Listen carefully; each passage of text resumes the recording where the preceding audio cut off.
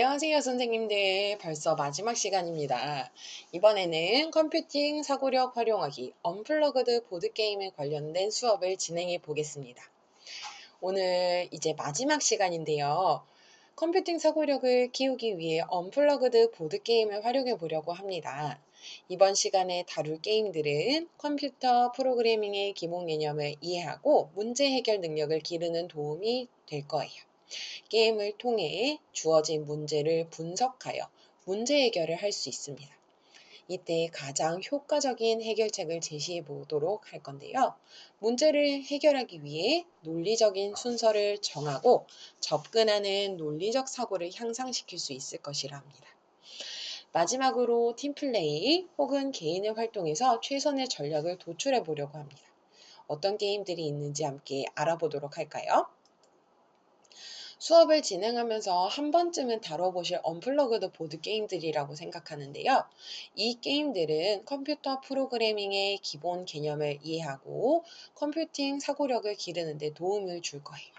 스택버거, 반지의 조건, 버그 캐치를 한번 활용해 보려고 합니다. 자, 제시된 게임은 스택버거인데요. 순차적 사고 보드게임입니다. 게임 인원은 2명에서 4인까지 할 수 있는데 저는 상황에 따라 너무 많이 하지 않고 그냥 카드 하나를 가지고 모든 친구들이 같이 한번 만들어 보자라고 우리 반을 협동해서 만들 수 있는 게임 같은 걸로도 진행을 해본 적이 있어요. 그리고 여기 있었던 플레이 타임은 기준이 15분이지만 조금 이거보다 짧게 진행되는 편이 호흡이 빠르고 애들이 더 흥미로워 했었던 것 같습니다. 게임 규칙은 게임판 위에 뒤집어져 있는 타일을 이용하여 주어진 햄버거 모양을 완성하며 점수를 획득하고 일정 시간까지 가장 빨리 점수를 많이 모으면 승리하는 게임입니다. 이제 플레이어가 주어진 햄버거 모양을 완성할 때 어떤 순차적인 사고를 가지고 내가 어떤 재료를 가지고 와야 하지? 그럼 얘를 분해했을 때는 어떤 재료들이 있을까? 하는 컴퓨터 프로그래밍의 기본 개념을 이해하는 데 도움을 주면서 문제 해결 능력, 협력의 중요성을 강조합니다.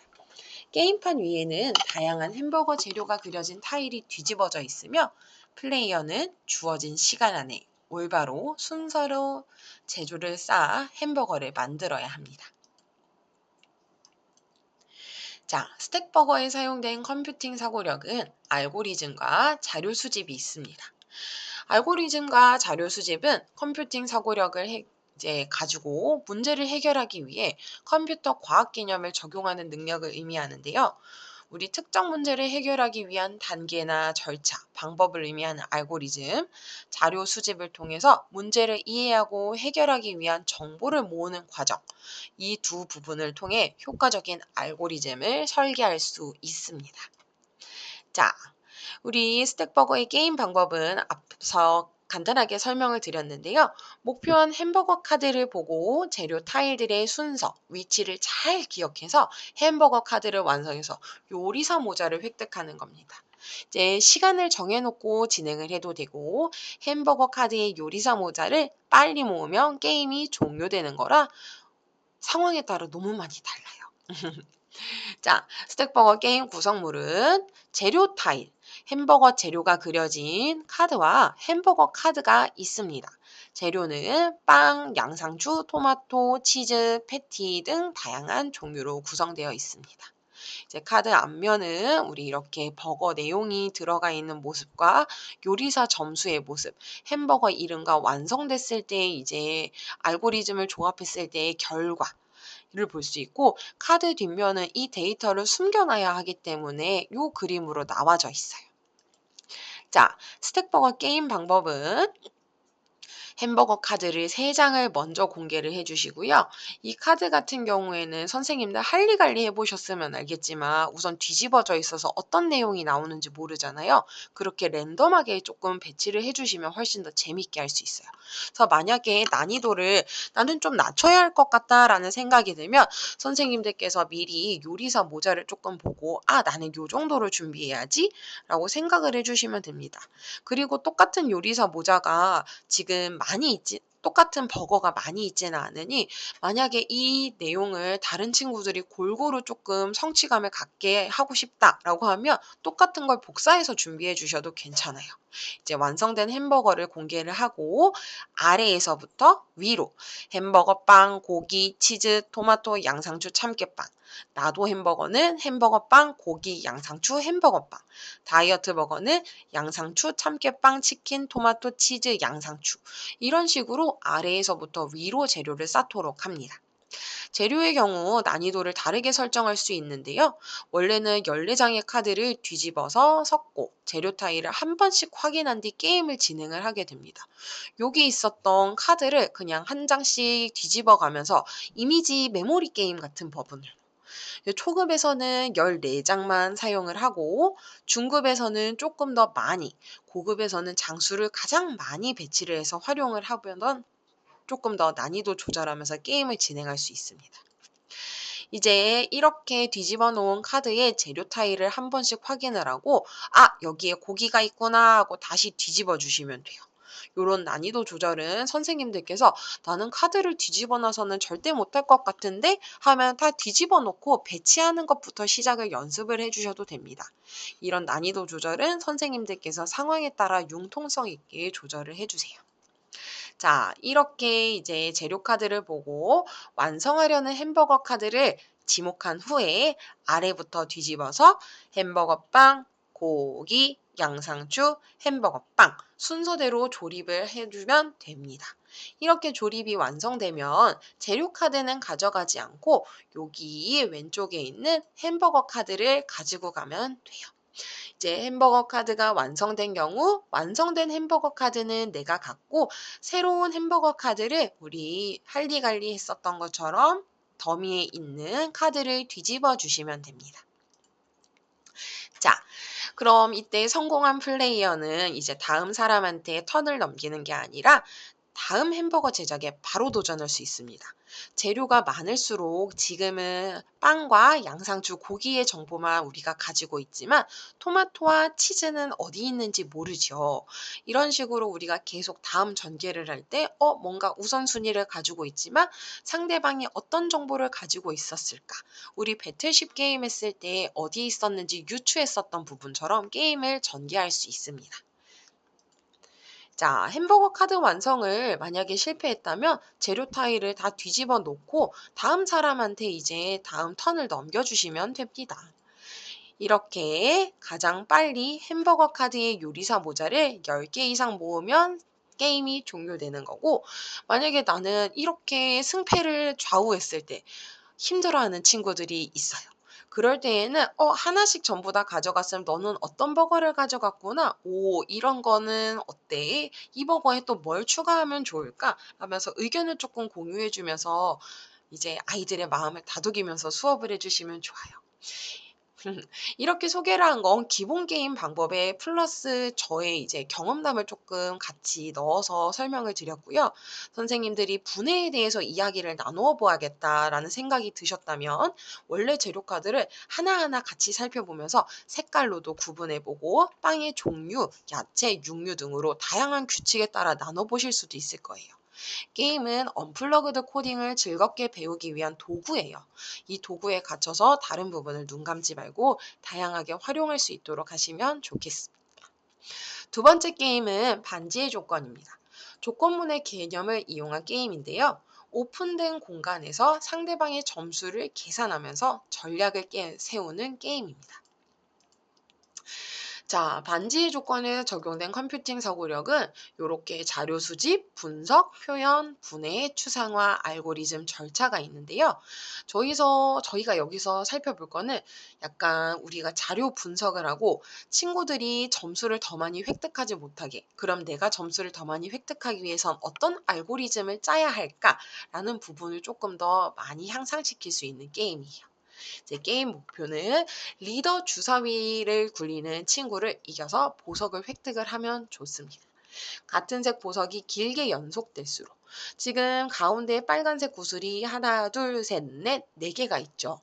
얘가 길면 길수록 점수가 높아지며 가장 높은 점수를 획득한 플레이어가 승리하는 게임입니다.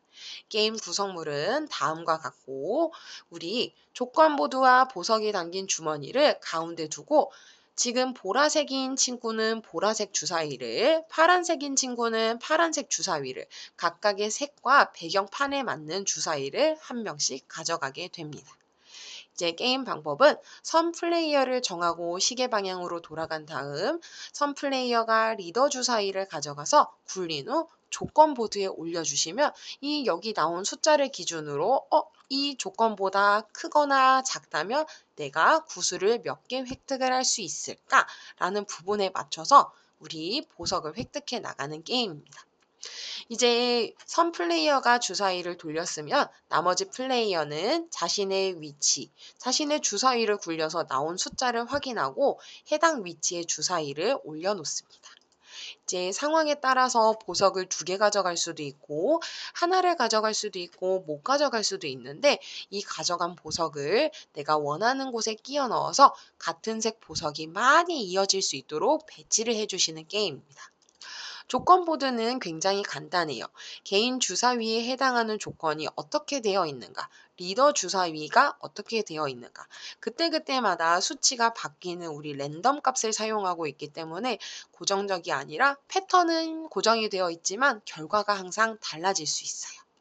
자, 이 조건은 상황에 따라서 만약에 나는 여기다 뭔가를 더 추가해주고 싶다라고 하면 이 조건 카드를 선생님께서 한 번 더 제작을 해주셔도 괜찮습니다. 여기 뭐 추가적인 게임 룰 같은 경우에는 모든 플레이어가 굴린 주사위의 수가 리더 주사위보다 작더라도 전부 다 222 숫자가 나왔다면 특수룰이 적용돼서 원래 있던 하얀 주사위, 리더 플레이어가 이제 제외된 상태에서 모든 플레이어, 색깔 주사위를 가지고 있는 친구가 보석을 하나씩 얻게 되는 부분입니다. 흰색 보석 같은 경우에는 다른 플레이어를 방해하거나 액션 카드를 교환할 수 있고 다른 플레이어의 반지를 방해를 하는 용도로 사용을 하거나 액션 카드와 교환해서 점수를 획득할 수도 있습니다. 이제 액션 카드 같은 경우에는 이런 식으로 우리 부루마블 할 때 황금 열쇠 같은 역할을 하는 카드예요. 액션 카드에는 여러 내용이 담겨 있고요. 우리 한 명의 플레이어가 개인 보드 보석을 모두 채우면 게임이 종료되고 같은 색 보석이 연결된 점, 우리 초록색 2개가 연결된 점은 하나, 빨간색은 2개 이렇게 되어 있으면 여기는 빨간색 점수가 가장 높으니 2점으로 계산을 해주시면 됩니다. 자, 우리 이렇게 점수를 환산해서 우리 게임의 승자를 가릴 수 있고 우리 여기 있었던 점수 같은 경우에는 많으면 많을수록 좋으니까 우리 점수 계산하는 것도 친구들이 실제로 자신의 데이터를 분석해서 얻을 수 있을 거예요.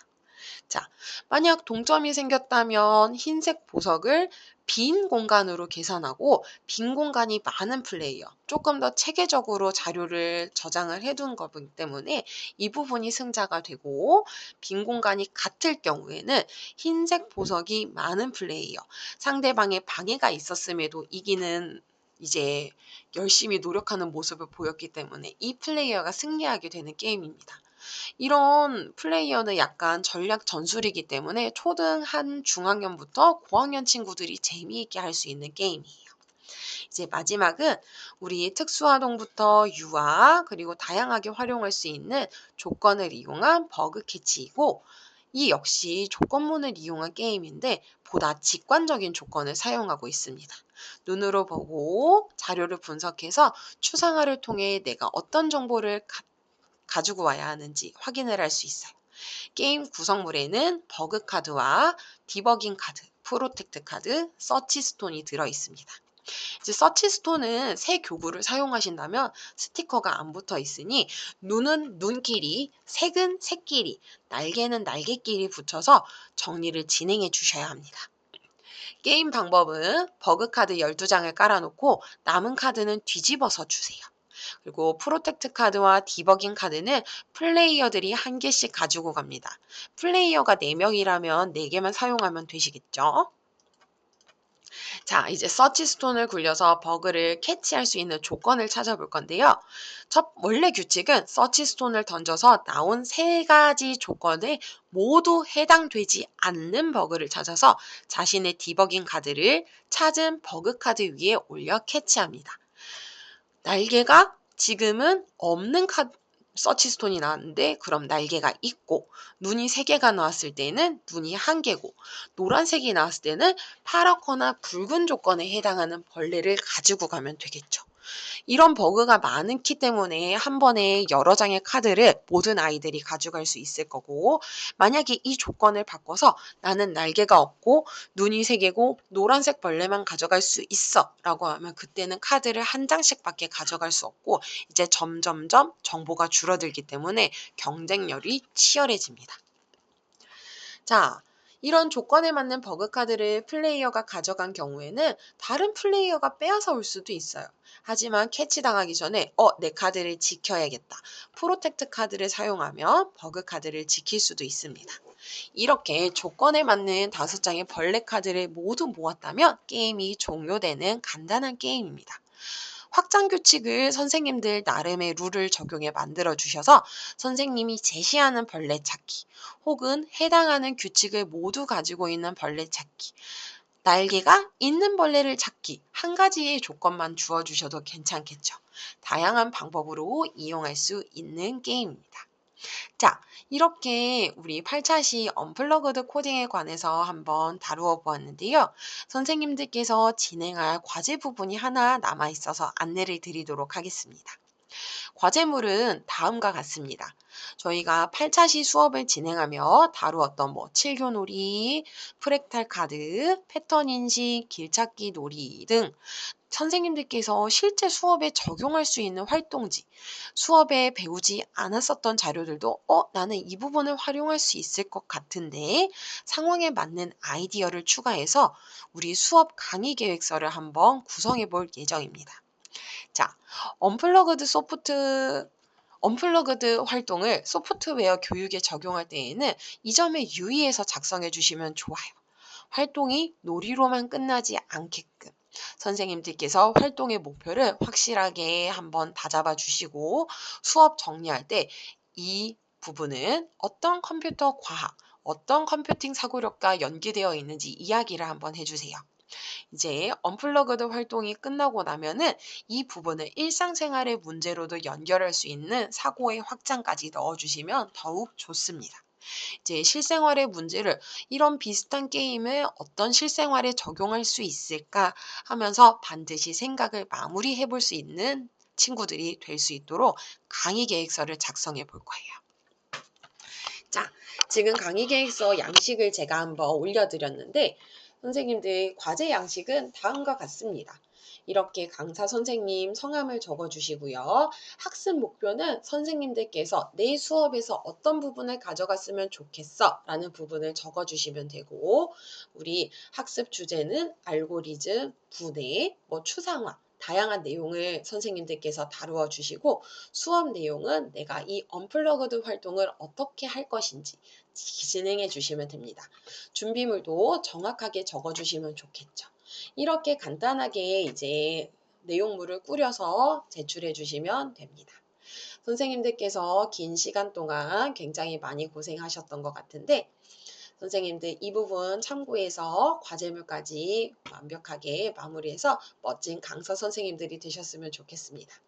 자, 부담 갖지 마시고 한번 나라면 어떻게 수업을 구성해 볼까 고민하고 같이 의견을 나누어 볼 수 있도록 낸 과제이기 때문에 선생님들께서 한 번쯤 이제 많이 작성하실 테니까 꼭 다양하게 사고의 확장을, 저보다 더 멋진 아이디어를 많이 가지고 오실 수 있으면 좋겠습니다. 긴 시간 동안 수고 많으셨습니다.